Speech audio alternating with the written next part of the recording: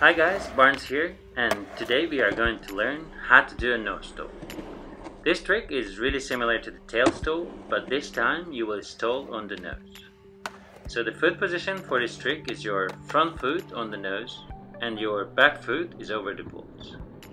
As you go up the ramp, just enough speed to reach the coping, shift your weight to your front foot, extend your front leg, and at the same time bend your back leg.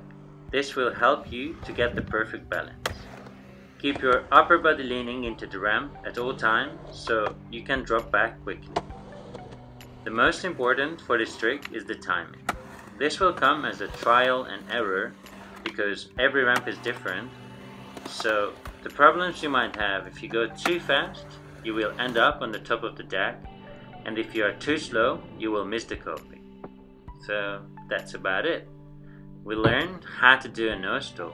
Thank you guys for watching. Stay tuned for the next trick on Thursday.